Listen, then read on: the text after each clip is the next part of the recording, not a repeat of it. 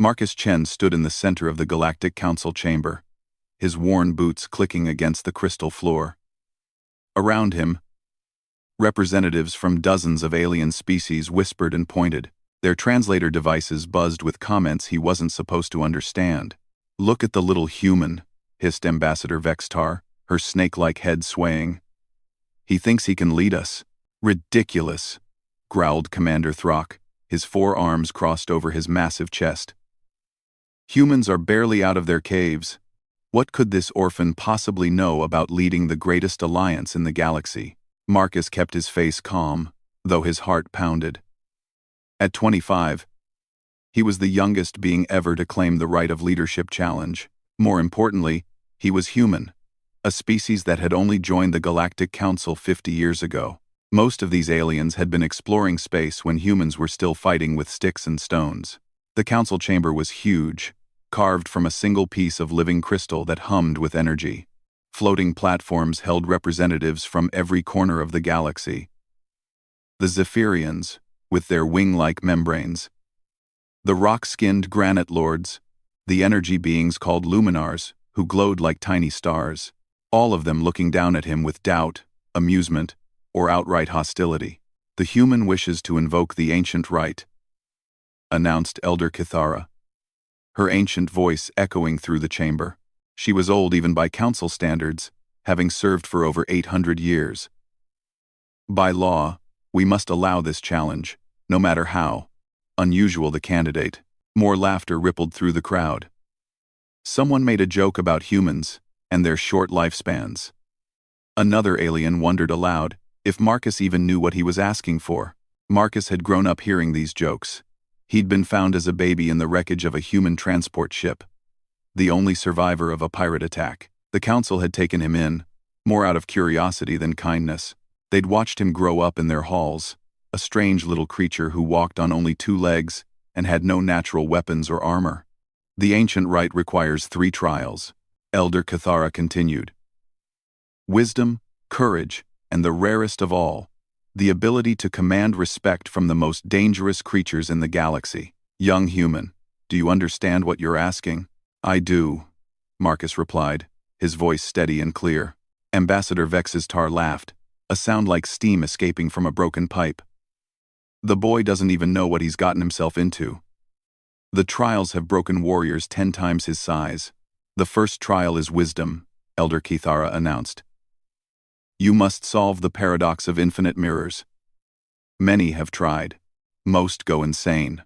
A section of the chamber floor opened, revealing a perfect sphere of mirrors. Inside, reality bent and twisted. Looking into it was like staring into forever, each reflection showing a slightly different version of the truth. The crowd grew quiet as Marcus approached. This wasn't a joke anymore. The paradox had stumped some of the greatest minds in galactic history. Computer systems crashed trying to process it. Living beings often emerged from the test with their minds shattered. Marcus stepped into the sphere. The mirrors surrounded him immediately, showing infinite versions of himself stretching away in all directions. But these weren't just reflections. They were possibilities. He saw himself as a child, crying in the wreckage of his family's ship. He saw himself growing old and bitter, angry at a galaxy that never accepted him. He saw himself becoming a tyrant, using power to force respect he couldn't earn. The trick, Marcus realized, wasn't to choose which reflection was real. They all were. The paradox existed because everyone tried to find the one true answer when the answer was accepting that truth could be many things at once. He walked to the center of the sphere and sat down cross-legged, closing his eyes. "I am all of these things, and none of them," he said aloud. "The mirrors show possibility, not certainty. The paradox exists only if you try to make one truth from many truths." The mirrors went dark. Then they shattered, turning into points of light that swirled around him before disappearing. When the chamber became visible again, Marcus was sitting calmly in the center, unchanged. The silence stretched for long moments. Finally, Elder Kithara spoke, her voice filled with surprise. "The first trial is complete. No one has solved it so quickly in centuries. Ambassador Vextar's tail lashed behind her. Lucky guess, she spat. The second trial will destroy him. The second trial is courage, Elder Cathara announced. You must enter the nightmare realm and retrieve the crystal of true fear. What you face there will be your own mind turned against you. Another section of the floor opened. This time, darkness poured out. Not the simple absence of light, but something that seemed to eat light itself. The temperature in the chamber dropped 20 degrees instantly. No one has completed this trial in 50 years. Commander Throck rumbled. The last candidate came out screaming and never spoke again. Marcus looked into the darkness. He could feel it trying to get inside his head, showing him glimpses of his worst fears. Being alone forever. Never being good enough. Watching everyone he cared about die while he lived on, helpless and forgotten. I've lived with these fears my whole life, Marcus said simply. Then he stepped into the darkness. The nightmare realm was everything he'd expected, and worse. He found himself back in the wreckage of his family's ship, hearing his mother's dying words over and over. He saw himself failing every test, every challenge, proving that humans really were inferior. He watched the galaxy burn because he wasn't strong enough to lead when it mattered. But Marcus had learned something growing up as the only human among aliens. Fear was just another emotion, and emotions only had the power you gave them. He'd been afraid every day of his life, afraid of not belonging, afraid of being weak, afraid of proving everyone right about humans. The secret was that courage wasn't the absence of fear. It was doing what needed to be done while afraid. He found the crystal of true fear at the heart of his worst nightmare. A vision of himself dying alone and forgotten while the galaxy fell into chaos. Instead of fighting the fear or running from it, he picked up the crystal and held it close. Fear keeps us alive, he whispered to his nightmare self, but it doesn't have to control us. The nightmare realm dissolved around him. He emerged from the darkness holding a crystal that pulsed with soft blue light. The chamber erupted in shocked whispers. 2 trials completed. No one had expected this. The Galactic Council chamber buzzed with nervous energy. Marcus Chen had just done the impossible. Completed 2 of the 3 ancient trials. Aliens who had mocked him an hour ago now watched him with cautious respect. The young human stood in the center of the chamber, the crystal of true fear still glowing softly in his hands. Elder Cathara's ancient eyes studied Marcus with new interest. In her 800 years of service, she had seen only 12 beings attempt all 3 trials. Only 3 had completed the first 2. None had finished the third. You surprise us, young human, she said, her voice carrying across the silent chamber. But the final trial. It is different from the others. Wisdom can be learned. Courage can be found in desperation. But the third trial requires something that cannot be taught or forced. Ambassador Vextar coiled her serpentine body tighter around her platform. Her earlier mockery had turned to worried calculation. If this human somehow completed all 3 trials, everything would change. The balance of power in the galaxy would shift in ways she couldn't control. Tell him about the trial, Elder, Commander Throck rumbled. His 4 arms were no longer crossed in dismissal. Instead, he leaned forward, studying Marcus like a puzzle he needed to solve. Let him understand what he faces. Elder Cathara nodded slowly. The third trial is the test of true command. You must gain the voluntary submission of Ashkor the Eternal. A collective gasp rippled through the chamber. Several of the smaller alien delegates actually backed away from their platforms, as if the name itself was dangerous. Marcus had heard of Ashkor, of course. Every being in the galaxy knew the stories. The last of the great dragons. Older than most civilizations. More powerful than entire fleets. Ashkor had been sleeping in the Dead Nebula for 3,000 years, ever since the last galactic war. Legends said the dragon's breath could melt stars, and his claws could tear holes in space itself. Ashkor has never submitted to anyone, Elder Cathara continued. He fought against the old empire when it tried to enslave his kind. He burned 17 worlds before they finally negotiated a truce. The agreement was simple. He would sleep, and the galaxy would leave him alone. Many warriors have tried to wake him over the centuries, added Commander Throck. Some wanted to prove their strength by fighting him. Others hoped to force him to serve their causes. None ever returned. Marcus absorbed this information calmly. Where is he now? The Dead Nebula, Sector 7, Elder Cathara replied. But young human, you must understand, this isn't about fighting him. The trial requires his voluntary submission. He must choose to follow you of his own will. Force will not work. Trickery will not work. He is older and wiser than any of us. If you cannot earn his genuine respect, you will die. The chamber fell into tense silence. Through the crystal walls, they could see the stars burning in the eternal night of space. Somewhere out there, in a region where ships went to die and navigation systems failed, the last dragon waited. I need a ship, Marcus said simply. You're actually going to do this? Ambassador Vextar hissed. You'll throw your life away for what? The chance to lead beings who will never truly accept you? Marcus turned to look at her directly. I grew up here, among all of you. I've watched the council debate for hours about problems that have simple solutions. I've seen you ignore entire species because they don't have enough military power to matter. I've watched you make decisions based on fear instead of hope. He gestured to the assembled delegates. You talk about unity, but you're all so busy protecting your own interests that you've forgotten what we're supposed to be united for. The galaxy is bigger than any one species, any one world. It deserves leaders who remember that. Commander Throck made a sound that might have been approval. Pretty words, human. But Ashkor won't care about your speeches. Dragons respect only strength. And you. He looked Marcus up and down. You have no natural weapons, no armor, no psychic abilities. What could you possibly offer him? I don't know yet, Marcus admitted. But I'm going to find out. Elder Cathara called for a recess, while a ship was prepared. Marcus was given quarters to rest and gather his thoughts, but sleep didn't come easily. He stood by the viewport, watching the stars and thinking about his life. He remembered his earliest memories, confusion and fear, not understanding why he looked different from everyone around him. The council had tried to be kind, in their way, but kindness wasn't the same as belonging. He'd spent his childhood being the curiosity, the pet project, the strange little human who lived in their halls.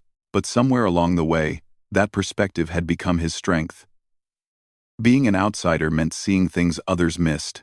Growing up among dozens of different species had taught him that differences didn't have to mean division. Watching the council struggle with problems they'd created themselves had shown him that wisdom didn't always come with age or power.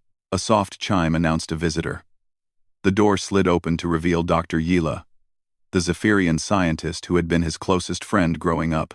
Her wing membranes were folded tight against her body, a sign of stress among her people. Marcus, you don't have to do this, she said, settling onto a chair designed for her species. You've already proven your point. No one expects humans to complete all 3 trials. Maybe that's exactly why I need to. Marcus replied. How long have humans been part of the council, Yila? 50 years. And in all that time, have we ever been taken seriously? When was the last time a human's opinion changed an important vote? When did we last contribute something significant to galactic policy? Yila's wing membranes fluttered nervously. Your species is young. You need time to develop, to find your place. Or maybe we need to stop accepting the place others give us and claim the one we deserve. Marcus turned from the viewport to face his friend. I've studied the records, Yila. Every great advancement in galactic civilization came from someone who refused to accept the way things were. The Luminars didn't become energy beings by following tradition. The Granite Lords didn't develop their technology by accepting limitations. But Ashkor... Yila's voice was barely a whisper. Marcus, he's not just powerful, he's ancient. He remembers when your world was still cooling from its formation. What could you possibly say to him that he hasn't heard before? Marcus considered this question seriously. I don't know. But maybe that's the point. Maybe he's tired of hearing the same old things. A few hours later, Marcus stood in the docking bay beside a sleek council scout ship. The vessel was small but fast. designed for dangerous missions into unexplored regions. Its pilot was a gruff Thrakari named Zek, who'd volunteered for the mission despite the obvious risks. "You sure about this, human?" Zek asked, his rock-like skin showing stress fractures around his eyes. "That nebula has claimed more ships than the last 3 wars combined." "I'm sure," Marcus replied, though his stomach was tight with nerves. Elder Kithara approached, carrying a small device that pulsed with the same energy as the chamber's crystal walls. "This is a council beacon," she explained. "If you somehow succeed, activate it. We'll know immediately. If you fail—" She didn't finish the sentence. Marcus took the beacon and secured it to his belt. As he turned to board the ship, Ambassador Vextar appeared at his shoulder. "Failure will prove everything we've said about humans," she hissed quietly. "Your species will be relegated to observer status for the next century. Is your pride worth that?" Marcus met her cold reptilian gaze steadily. "This isn't about pride. It's about possibility. Humans don't just want a seat at your table, Ambassador. We want to help build a better one." With that, he boarded the ship. As it lifted off from the council station and accelerated toward the dead nebula, Marcus felt the weight of his species' future pressing down on him. Behind him lay everything he'd ever known. Ahead waited either triumph or oblivion. In the depths of space, something ancient and terrible began to stir. The dead nebula lived up to its name. As Marcus's ship approached the swirling mass of dark matter and cosmic debris, every instrument on the panel began to fail. Navigation systems spun wildly before going dark. Communication arrays dissolved into static. Even the artificial gravity fluctuated, making Marcus's stomach lurch. "This is as far as I can take you," Zek announced, his rocky hands steady on the failing controls. "The nebula's interference is too strong. Whatever's in there doesn't want to be found." Marcus studied the wall of darkness ahead. It looked less like a natural formation, and more like a wound in space itself. Lightning flickered deep within its core, but not the kind that followed normal physics. This electricity was purple and green, casting shadows that moved independently of their sources. "There." Marcus pointed to a gap in the swirling darkness. "Can you get me close to that opening?" Zek followed his gaze and shuddered. "That's not an opening, human. That's the eye of the storm. The dead center where everything gets pulled in and nothing comes out." "Perfect." The Thrakari pilot stared at him in disbelief. "You want me to fly directly into the most dangerous part of the nebula?" "Ashkor chose to sleep here for a reason," Marcus explained. "He wanted to be somewhere no one would disturb him. The eye of the storm is exactly where he'd go." Against his better judgment, Zek guided the ship toward the dark opening. As they crossed the threshold, reality seemed to bend around them. The ship's hull groaned under stresses that shouldn't exist. Time moved strangely, sometimes too fast, sometimes so slow that Marcus felt like they were trapped in amber.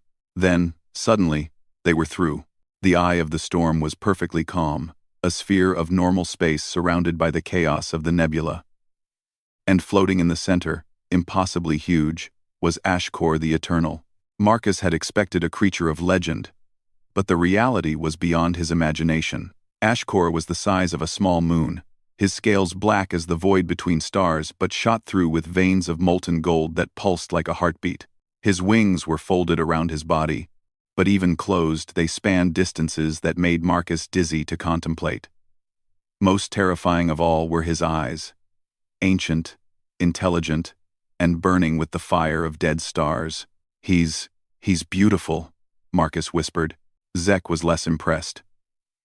"Beautiful, and completely capable of vaporizing us with a thought. What's your plan, human?" Marcus had been asking himself the same question during the entire journey. How do you approach a being that old and powerful? What could he possibly offer that would interest Ashkor? The dragon had seen the rise and fall of civilizations. He'd watched stars be born and die. What was one young human to something like that? Then he realized the answer was simpler than he'd thought. "Take us closer," Marcus said. "Are you insane?" "Probably, but close enough that I can talk to him without shouting." As their ship approached, Ashkor's massive head turned toward them. His eyes, each larger than their entire vessel, focused on the small craft with the intensity of miniature suns. When he spoke, his voice came from everywhere at once, vibrating through the ship's hull and into their bones. "Who dares disturb my sleep?" The words carried such power that several of the ship's remaining systems simply shut down. Zek's rocky skin went pale gray, and he began muttering prayers in his native language. Marcus activated the ship's external communicator. His voice sounded tiny and fragile in the vastness of space. "My name is Marcus Chen. I'm here for the third trial." Ashkor's laugh was like thunder rolling across mountain ranges. "Another challenger. Tell me, little creature, what makes you different from all the others who have come before?" It was a fair question. Marcus thought about all the warriors and kings who must have approached this ancient being over the centuries. They'd probably come with threats or bribes, with shows of force or clever tricks. They'd tried to impress Ashkor with their strength or their intelligence. "I'm not different," Marcus said honestly. "I'm probably the least impressive being who's ever come here. I have no natural weapons, no special powers, no great achievements to boast about. I'm an orphan who grew up as a curiosity in someone else's house." The dragon's massive head tilted slightly, like a cat studying something interesting. "And yet, you came. Why? Why?" Marcus felt the weight of that question. Why had he come? For glory? To prove something to the aliens who'd mocked him? For the chance to lead the Galactic Council? "Because the galaxy is broken," he said finally. "Not in ways that can be fixed with force or fear, but in ways that matter. We've lost sight of what we're supposed to be protecting. We make decisions based on power instead of wisdom, on profit instead of need. Someone has to try to fix it. And you believe you can? I don't know, but I know I have to try." For a long moment, the ancient dragon studied him in silence. Then, without warning, Ashkor began to move. His enormous body uncoiled, wings stretching to their full span. The display was overwhelming. Marcus felt like an ant, watching a mountain decide to take flight. "Show me," Ashkor commanded. Suddenly Marcus wasn't in the ship anymore.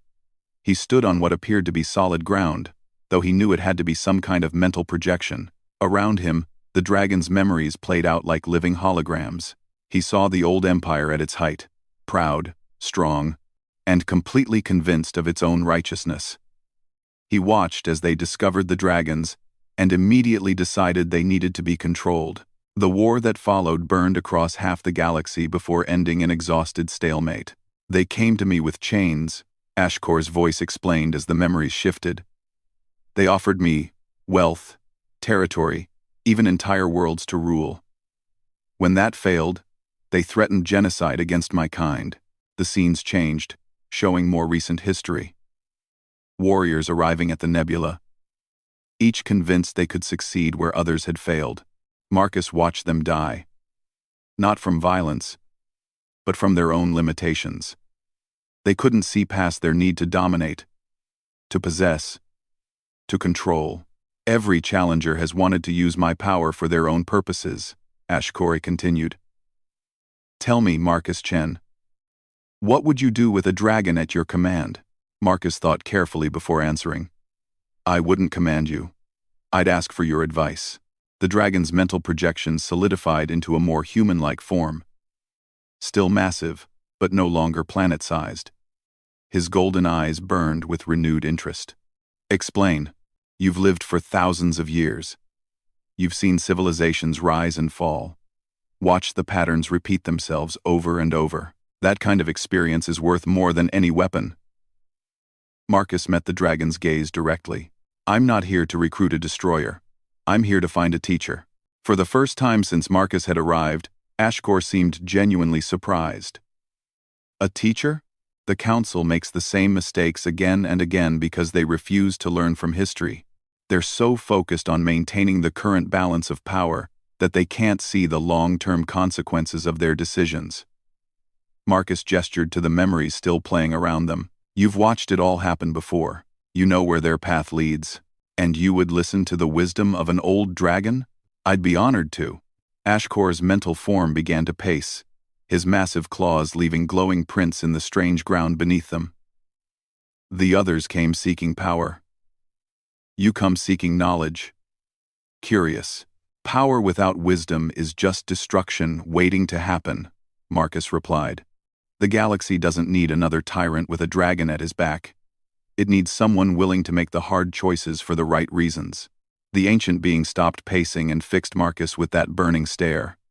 And what makes you think you could make those choices? You are young, inexperienced. What do you know of ruling? Nothing, Marcus admitted. But I know about being powerless.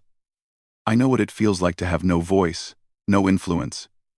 No way to change things that are obviously wrong. I've watched the council debate for hours about problems that have simple solutions because they're more concerned with politics than people. He took a deep breath and continued. I can't promise I'll be a perfect leader. I'll make mistakes. Probably lots of them. But I can promise that I'll listen to anyone who has something valuable to teach. Even if it's inconvenient. Even if it challenges what I think I know. The memories around them faded, leaving just Marcus and the dragon's projection in an empty space filled with gentle light. Interesting, Ashkor mused. You offer not dominion, but partnership. Not commands, but consultation. I offer respect, Marcus said simply. The same respect I'd want if our positions were reversed. The dragon's form began to change, shrinking down until he was merely the size of a large horse. His scales lost their volcanic glow, becoming a deep, peaceful black. When he spoke again, his voice was quieter, more personal. Do you know why I chose to sleep here, in this desolate place? Because you were tired of the galaxy's problems? Ashkor shook his massive head. Because I was tired of being alone. My kind is gone. Young. Human. I am the last. For 3,000 years, I have carried the weight of an entire species' history, with no one to share it with. No one who understood what was lost when the dragons died. Marcus felt the profound sadness in those words. I'm sorry. Everyone who has come here has seen only my power, my potential usefulness. You are the first to see my loneliness. The dragon's eyes met his, and Marcus saw ancient pain reflected there. Perhaps it is time to wake up. The mental projection dissolved, and Marcus found himself back in the ship, but now Ashkor was moving, his enormous form gracefully swimming through space toward them. As he approached, the dragon's body began to shimmer and contract. What's happening? Zek whispered. Marcus watched in amazement as the continent-sized dragon compressed itself down, becoming smaller and smaller until it was merely the size of a shuttle. Then smaller still, until Ashkor was no larger than a house cat. The tiny dragon materialized inside their ship, perching on Marcus's shoulder like an exotic pet. His scales still held traces of that inner fire, and his eyes still burned with ancient wisdom, but his presence was no longer overwhelming. Shape-shifting. Ashkor explained in a voice that was now a soft rumble. A useful ability when one wishes to travel in small spaces. I hope you don't mind the presumption. Marcus reached up slowly and, hardly believing his own daring, gently stroked the dragon's head.